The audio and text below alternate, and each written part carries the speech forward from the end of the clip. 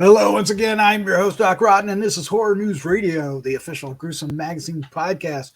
Back with me again this week are the scariest, goriest, bloodiest co-host on the net, starting off with the one and only Dave Dreher, lead news writer at Gruesome Magazine. How you doing, Dave? I'm not used to being the first one introduced. I am doing well. Well, that's gruesome. You're not the first here. You've always been the first. You're so confused. Welcome to 2022, really Dave. Welcome to 2022. How are my southern fried horror feeds? Southern frozen? Yes. The first. Okay, so for those listening, it is January 3rd. It's the first work week back from our holiday. We had in North Carolina 70s all week through the holidays, and today it snowed. And it's in the 30s right now. Yep. Yep. I had shorts on yesterday and winter coat today. All right. Also joining us is award-winning filmmaker Christopher G. Moore. How you doing? Doing good. Bringing in the new year with these wonderful young lads that both of you are. Hey, what are you talking about? She talking to us? I feel like we're those guys from Muppets all of a sudden. I feel like, what Waldorf and Statler. Yeah, whatever. Because you guys are above me, I feel like you're mocking me from above. You see that shirt he's wearing? What we're doing tonight, we're excited about this. This is what we look forward to every year. We postponed it a week due to the holidays, and we are doing the best horror movies of 2021 as we go into 2022. And we are excited to go through our top 10s. We'll each go around giving our top 10 and our honorable mentions, and then we'll have a discussion about those lists, and we'll each get a turn. And of course, we hope you enjoy this. We hope you stick around for all of the lists.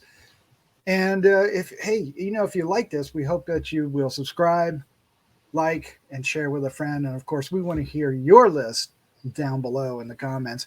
And of course, stick around because next week or the week after, very soon, I believe it's next week, we are doing the most anticipated films of 2022. So we're just going to transition like a cool breeze coming from the north from 2021 to 2022. All right, let's dive into this. And you know what, Dave?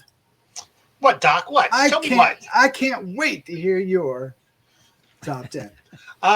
This top 10 list is weird for me because as I was going through, Doc's always kind enough to send us, all the movies we talked about, throughout the year. And it's like, man, some of these, I feel like I've been talking about these for like 3 years. There might be some shit on here that maybe shouldn't be on here. But regardless, these are all films that we reviewed in 2021. And that I've loved. Several of these have made it into my ongoing list of just movies I put on like when I'm bored and there's TV. It's just like, I'll rewatch this. So I apologize in advance for any of these that should not be here. Well, you don't need to apologize. Tough shit.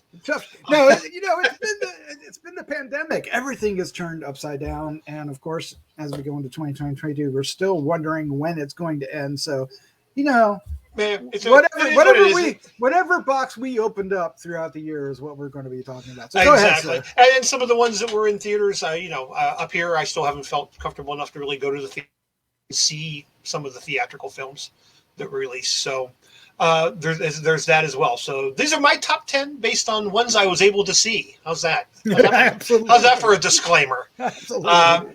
Coming in at number 10, and I didn't think this film was going to make it on the list. I really didn't. But over the course of the last week, as I've rewatched some of these, I found myself enjoying it much more than I did the first time around, and that would be James Wan's *Malignant*.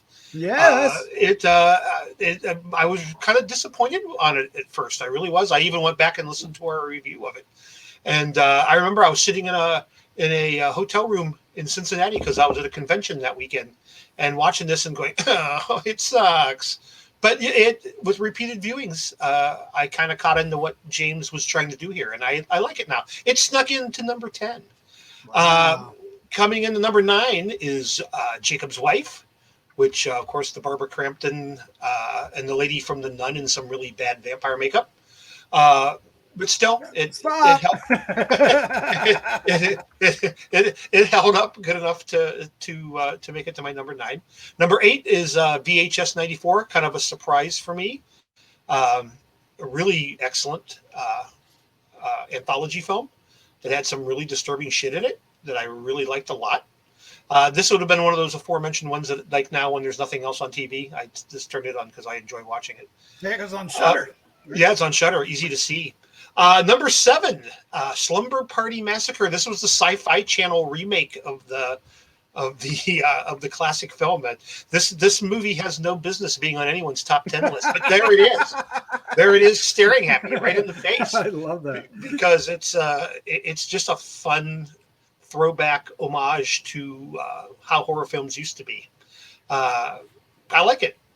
Number 6, another. I'm just full of these films that if somebody would have told me a year ago that I'd be saying this, I would call them a liar. Paranormal Activity, Next of Kin. This was on Paramount Plus. New entry into the Paranormal Activity family. Yeah, just good stuff all the way around. Oh, you make a good podcaster proud. Oh, yes. Number 5, this is one of those ones that I'm pretty sure was on my list last year. I'm not 100,000% sure, but we reviewed it in 2021. It's still out there floating around, and it is such a good movie. It should really be higher on my list, but since I'm pretty sure I already had it on last year's list, I moved it down a couple notches, and that's Spontaneous, the teenage, all the kids are blowing up bloodfest. It's a great movie. It just is a great movie. It's one of my favorite movies of the last 10 years. I love this movie. Followed in number 4 by another one I'm not 100% sure should be on this list, but that is Freaky. I feel like this was on a list before somewhere, but this is the Vince Vaughn body switching film. Might have been on the list last year. We reviewed it in 2021. It deserves to be on this year's list as well. It was my top movie of last year. Last year, yeah, great movie. Number 3, the AT&T lady in Werewolves Within. Oh, nice. Love this flick. We reviewed it when it first came out. The promotional company actually sent me a DVD of it, and I've watched it again several times since then. It is really a fun movie. Like it a lot. Number 2, and this technically was a TV show, but tough shit. This is Chucky from Sci-Fi Channel, the series. Way more fun than anything should be. I actually had Chucky at number 5 and Spontaneous at 2, and I switched them around because I thought Spontaneous was too high for since I'd already done it before. And number 1, of course, it was I think the first movie we watched last year, and I said when I watched it that I'd already found my number 1 movie of the year, and here we are a year later, and that is true. Psycho Goreman. Oh, yes. Is the number 1 spot. Still, I've probably seen the movie 25 times by now. Love it every time I see it. Bloody, gory, stupid, ridiculous. Everything a good horror movie should be. What a great list. It's a pretty good list. I'm liking it. Any honorable mentions? Anything that was... the only thing I had on here for an honorable mention was Halloween Kills. Just because it's a Halloween movie. It really wasn't that great of a movie. But if you're a Michael Myers freak, which I am... huge Michael Myers freak. I just love the attention they paid to the detail, trying to make things look like they should look, as far as the mask and all that kind of stuff. It just deserves an honorable mention. And that's fine. Jamie Lee Curtis, you gotta love Jamie Lee Curtis. There's just no way around it. Yeah, that's the only reason I give it an honorable mention, just out of respect, I guess. Respect for the icon that is Michael Myers. Michael dies tonight. No, Michael dies. Evil dies tonight. Yes, evil dies tonight, Doc. Come on, get it right. Get it right. If you're gonna do it, get it right. If you're gonna do it, get it right. So yeah, obviously, films like that Del Toro movie, I didn't go see it, so it wouldn't be on my list. But chances are it wouldn't have been on my list anyway. Dirt. So and the same way with that Soho flick, I never went to see it because I just had no motivation to see it. I don't care for that gentleman's movies as a whole, so I did not risk life and limb to go see it. Knives in the back. Knives in the back. I see. So maybe when it makes its home video debut, I'll finally check it out. And, we'll see maybe if it should get a late honorable mention in 2022. Well, it's ironic. Half of your movies are on my list, so Hey, that's not too bad. yeah, Not too bad. so I'm not in disagreement with you for a lot of things. I'm Perfect. glad you put Werewolves Within on your list, and Slumber Love Party Werewolves. Massacre too. That was fun. It's not the one.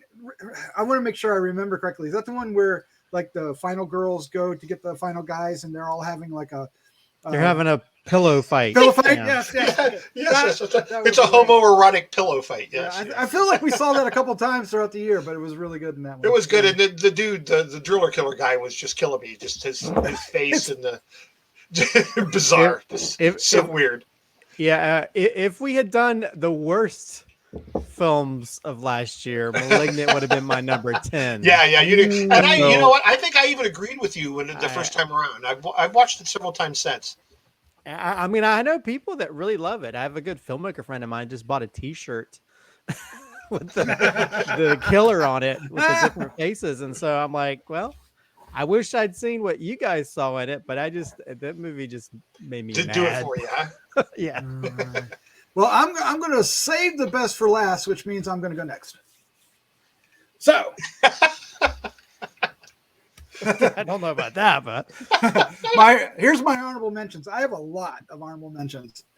And one of them is your name. That's funny.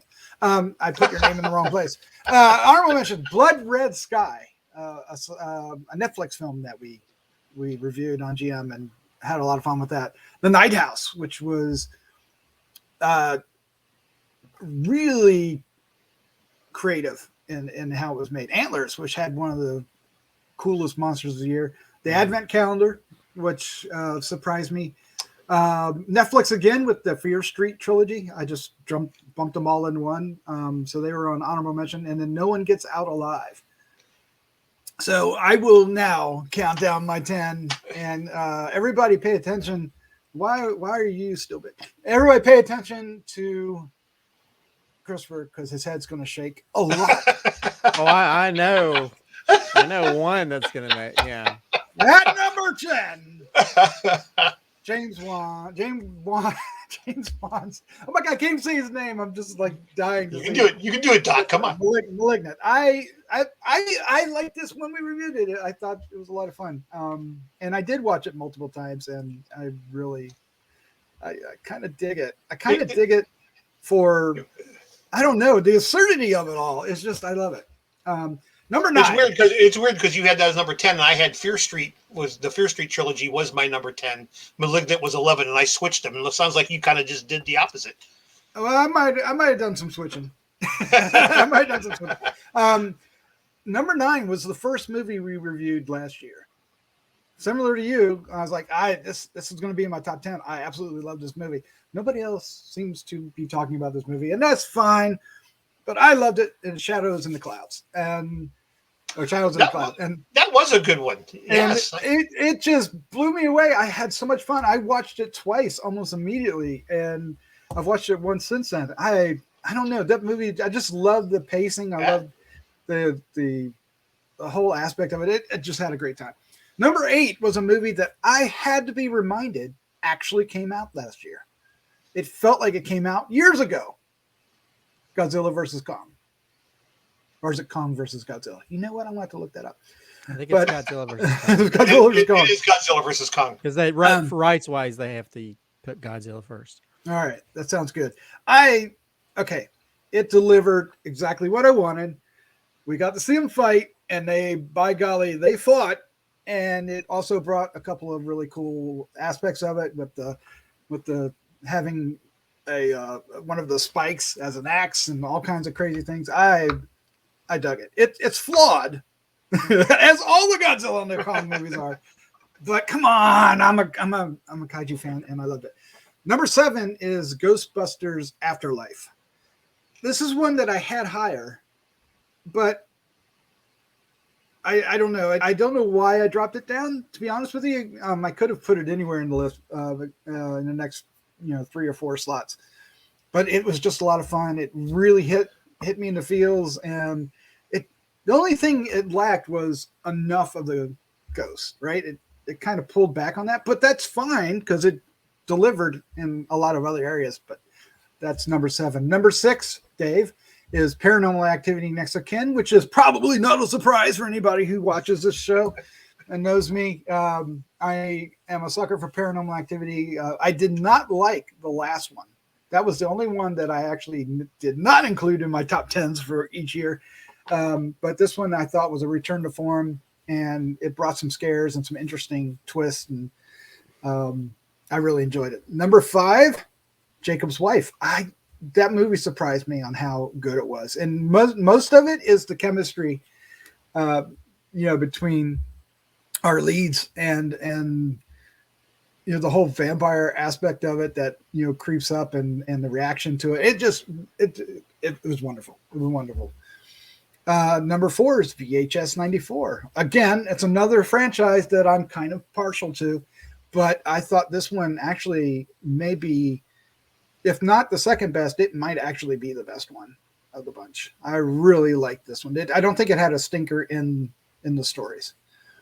Number 2, Psycho Goreman. Psycho Goreman, another early watch in the year. How can you not pick that movie? It is so bonkers and out there, and it's just so damn zany. I don't know, it's just so damn zany. I'm just gonna leave it there. And number 1, Dave, is Last Night in Soho. You need to set your bias aside and watch this movie. It is absolutely brilliant. Technically, acting, the story, the emotion, the ghost, everything that's in this, the supernatural aspect, everything that's in this is superbly done. And it is absolutely one of my favorite movies of the year. Definitely in horror. And it would also be in like the overall list. Maybe not at number 1. There's a webhead that might take that from me, but I definitely loved this movie in the theater. It was, oh my God. It blew me away just what they did technically. Really, really loved. So there's my top 10. Some good stuff in there. I'm really surprised you had Last Night at Soho at the top. So I thought I was the main person that was in love with that film. So it's good to see that. No, like I said, it was technically it wasn't beat. It wasn't beat. I thought that Del Toro might do it with was it Nightmare Alley? Mm-hmm. But it just didn't add up. It didn't even make an honorable mention. It wasn't going to be in my bottom list, but it was just a film. It's just a film. Oh, you know what? I skipped number 3. Did you guys let me skip number 3? Did you really skip number 3? I skipped number 3. Number 3. I didn't notice. You guys didn't pay attention. You don't listen. It's Chucky, the TV series. Oh, okay. Yeah, you definitely skipped that. That's for sure. Yep, I just realized that. All right, you guys. And I had completely forgotten about Godzilla versus Kong. You're 100%. A lot of people have completely forgot about it. That would have probably would have been number 10, and Malignant would have been off. Oh, if only. Damn if only. Yeah, I forgot about that. I mean, I enjoyed Godzilla versus Kong. I think it to me the fights and stuff were amazing, but still it had the main issue with the people. Well, it was better this time. I thought the people it was were better, but still, the people are annoying. I mean, the little girl helped, but the just the fights, the kaiju fights, are just worth the price of admission right there. And then Mecha Godzilla, come on! All right, Christopher, your top 10, sir. Okay, well, I'll give you some of my honorable mentions. Candyman. I really loved Candyman. I think it's The Vigil, which I think is a really cool story. Yeah. The Djinn, which is has some really creepy moments and really well done to be done in a small setting like an apartment. Wasn't the kid a lead in that? Right? The kid was the lead, and I heard that the reason he's so quiet is because they were shooting in a real apartment complex and they had to be quiet, so they made him mute on purpose. Oh no, that's funny. But it adds to the terror of that movie. Quiet Place 2, which I like it a million times better than the first. I agree with Dave. I love Slumber Party Massacre. I thought that was a fun movie. I was really surprised by that. Uh, I will put Nightmare Alley in here, even though I'm disappointed that it's not on my big top 10. I think it's amazing. Although I'm really interested in seeing the black and white version because I've seen yes, because Del Toro's going to be posting different screenshots of the black and white, and it looks pretty amazing. I don't know if it'll make up for some of the disconnections with chemistry and characters, but visually, that film is amazing. It's got some good performances in it. And I will lump in some of the TV shows into this category. 30 Coins. Oh wow, I forgot all about that. Is amazing. If you haven't seen it, I know although it's a Spanish series, it's worth seeing. It's got some amazing creatures and horror stuff in that. Also, Chucky, I'll throw into this as well. It's not going to be in my top 10, but because I feel kind of weird putting series in my top 10 unless it just like. But I love Chucky. I think it's amazing. It's one of the best shows on television. Surprisingly, right? Yeah, that and it just surprises me what we're able to do now with horror TV shows, especially with them cursing up a storm. Like, this is what happened on fucking Chucky last week.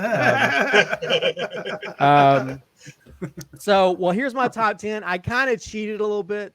There's been a few of them I bought ties, but my reasoning is that they're similar in their approach. Okay. So my number 10 is actually a tie. It's a tie between Censor and Possessor. And Possessor, Brandon Cronenberg, the son of David Cronenberg. Yeah. David Cronenberg. He's a chip off the old block. He's telling some amazing, interesting stories, and visually he does these weird things. And Censor, which is by I know her first name's Prano, but she's an amazing filmmaker. Has a really cool visual sense, and there's some really weird things they do with the camera work in this, the same way they did with Possessor. So I love both of those films and their storytelling. It makes me really interested to see these interesting stories told by both of these filmmakers, and I really want to see what other stories they're going to tell. So that's my top. Number 10 is Censor and Possessor. Number 9, Jacob's Wife. I love Jacob's Wife. I think Larry Fessenden and Barbara Crampton are amazing in this film. Yes, Barbara Crampton, especially, I feel like this is an award-winning performance. This is one of her best performances as an actress, and I really want to see more things starring her. Maybe one day I'll get to direct her in a film. There you go. Fingers crossed. Number 8, Werewolves Within. You know me, I love a good horror comedy, and this film was hilarious, and it's an adaptation of a video game. So I say, I'm sure it's probably one of the better video game adaptations that we've seen this year, right, Doc? No Resident Evil on any of our list. On top Raccoon City. But yeah, that film was a lot of fun. It had a lot of interesting, weird characters. It has that sort of Fargo.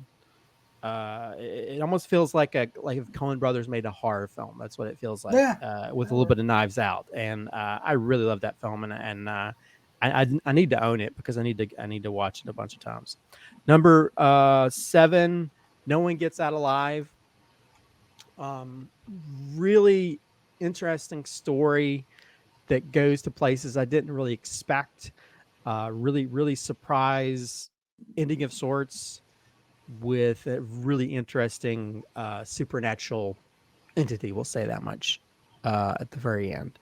But that really kept me at the edge of my seat, and really visually, it's got some really amazing cinematography, very creepy, and it has one of the more creepiest moments I've seen this past year.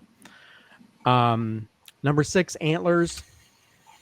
People are really divided on this film, but I really loved Antlers.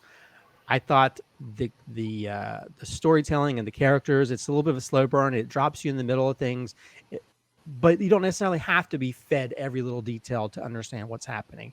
And I love all the actors are on point in this, and it has one of the most unique horror creatures I've seen in a while. That really works, and it's kind of sad it took us so long to come out, because I think that's probably why it's getting so much flack. But I really love that film, even though it has a dark edge that makes you, you know, feel better about your own life by the end of it. Number 5, Psycho Goreman. I'm there with Dave. You guys, I really love this film. This film was so much fun, and I always crack a smile just thinking, like, maybe I do like hunky boys, or whatever his phrase is. I just love that. It's such a big, goofy, crazy movie with amazing practical creatures, the level of you don't see in films these days, and I just love that film so much. It's just so much fun. Number 4 is another one of my ties. I got Spontaneous, and then I have Ghostbusters Afterlife. The reason I kind of like tie them together is because they're both sort of like young stories,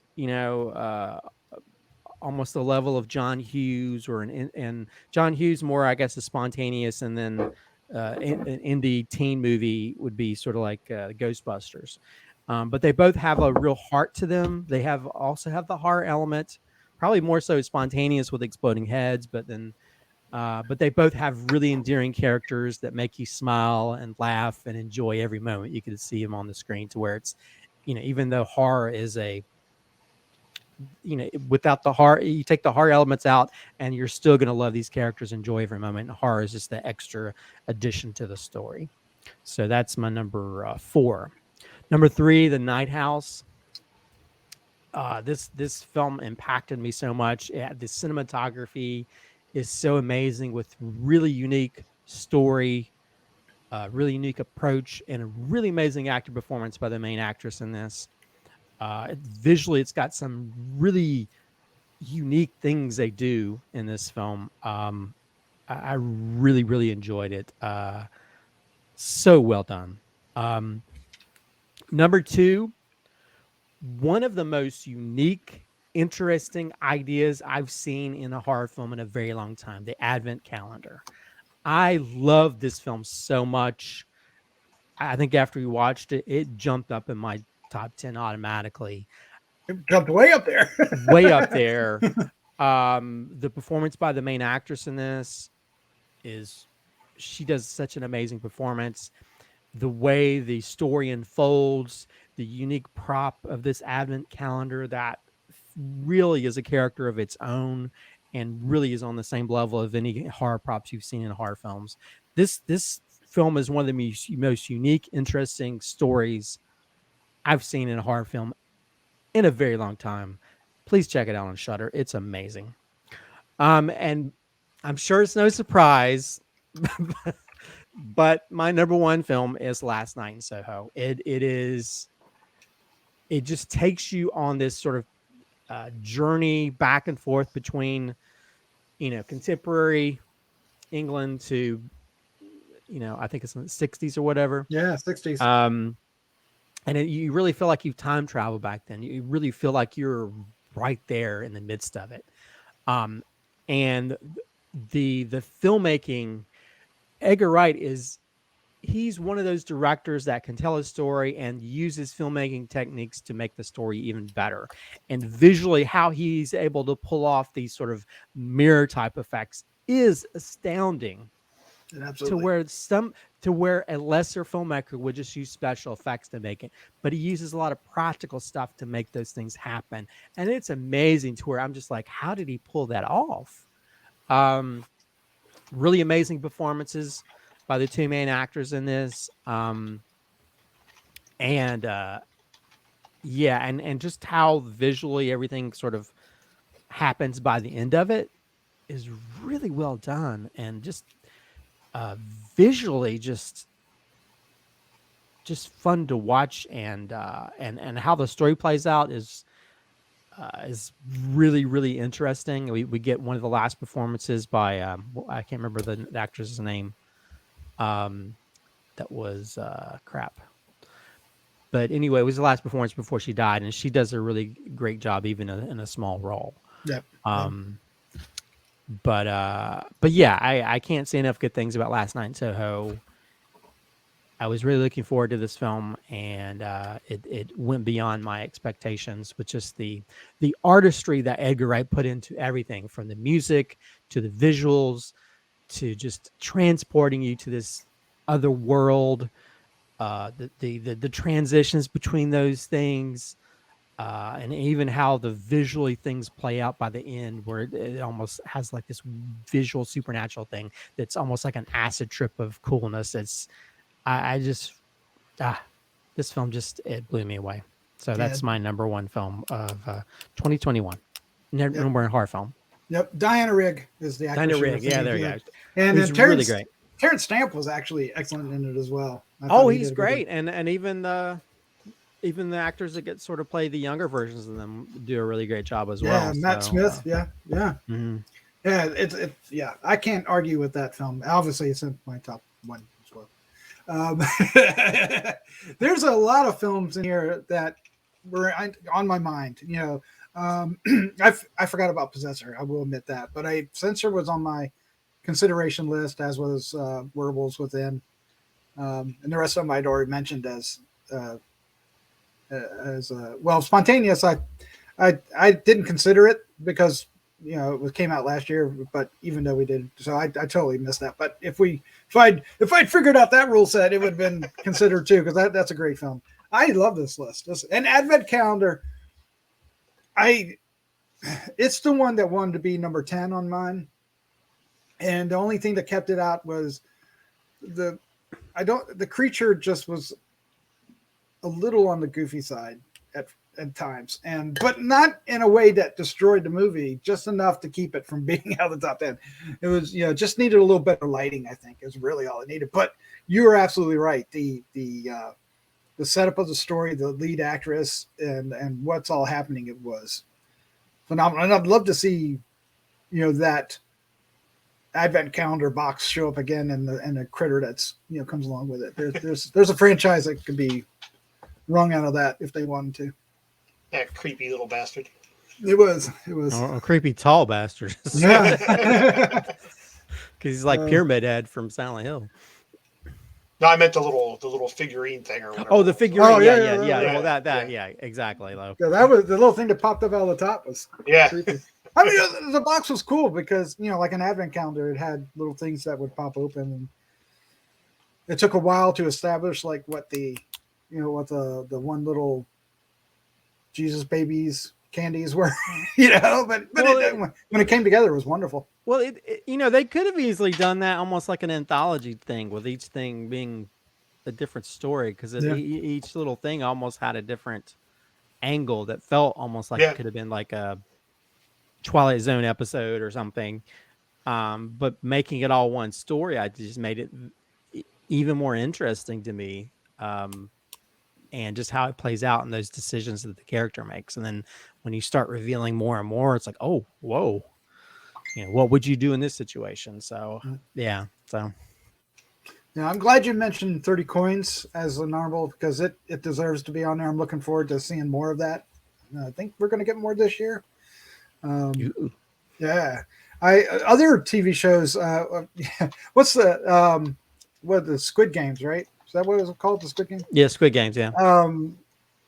That one was actually, it deserved all the hype that it received. It was a lot of fun as well.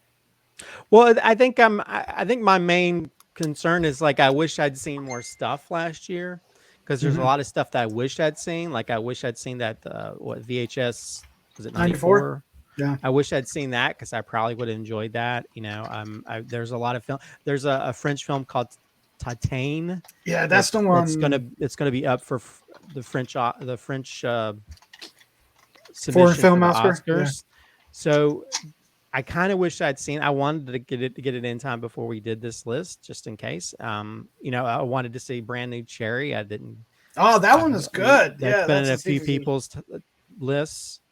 But yeah, there's a lot of films out there. Because even was it is it Classic Horror Story? Is that what you guys watched? Yeah, that was decent. Yeah. Yeah, I mean, I've heard people like tell me like you need to see this or you need to see that, and I wish I'd gotten around to doing that. Maybe I'll try it in 2022. Maybe I'll be a little bit better and try to get around to watching some of these. But there's always a million crazy things coming year. out. There's just so many of them, yeah. And I've had too much stuff going on filmmaking wise and work wise. It's just you can only put so much in before you burn yourself out or Well, never have enough time. With the streaming, wars, if you will, coming on, and there's just so much content. There's more content out there than any one person can consume, or even if you're trying to consume just one genre. There's no way you can watch every horror movie and horror show out there now. And I remember the day when you were like, hitting your arm, tapping a vein, trying to get to the next horror film, right? Because I was waiting for it to come out. It just took forever, and there wasn't anything on TV. We would be struggling. Like, what are we going to cover for an H&R? Yeah, I was talking a little further back, but yeah, you're right. Even when we did our first couple of years, and now we have H&R and Gruesome. We do 2 films on Gruesome and 1 on H&R.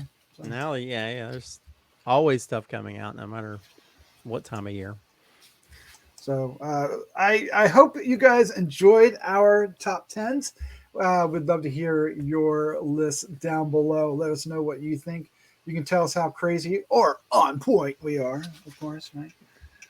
And tell everybody write in and tell Dave he must see Last Night in Soho. Soon as it comes to home video, I'll check and then I wish I put this in my worst 10. I know he's not gonna like it. It's got too many colored lights in it. How dare you, Edgar Wright, and your flashy lights. Oh, come on. You gotta love the lights. Learn to love the lights. All right, guys. Christopher, Dave, thank you for joining me. As this was supposed to be our last podcast of the year last year, but now it's our first this year, and I think it's a great way to start off the year. Thank you for joining me. It's always great to take a last look back before we step forward, and of course, this is usually one of our more popular episodes. So I'm excited to see what people think. Yeah, I really want to see what people's 10. Maybe there's some movies that we missed this year. We think I haven't seen a lot of top 10s. Have you seen a lot of top 10 lists this year? I haven't seen. I've seen a few just from yeah. podcasts and stuff. So yeah, but they are all over the place. People are all over the place. We're probably more alike than many of the other ones out there that I've read. There's just crazy. Censor, I saw a lot of lists, and that's why I was looking back at it, but it just didn't. I had to be reminded that it came out. I had to be reminded Godzilla versus Kong came out too, so that's not fair. So I'm speaking out of both sides of my face. But it's interesting because I don't know if you guys have this same thing that even though when you review the movie, you give it a score that would, according to the score, would automatically put it on a top 10, right? Or be in consideration, and it doesn't even get there, or something that is below it makes it. And it's interesting, like Dave, you with Malignant, how your opinion of it changes over time when you get to watch it again. So yeah, true. It's never going to happen to Christopher though. With Malignant. No. It may just make me hate it. Malignant is dead to him.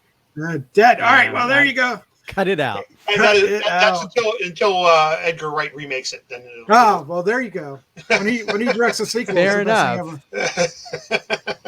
More Malignant. All right. Let's say good night. Good night. Good night. Good night, everybody.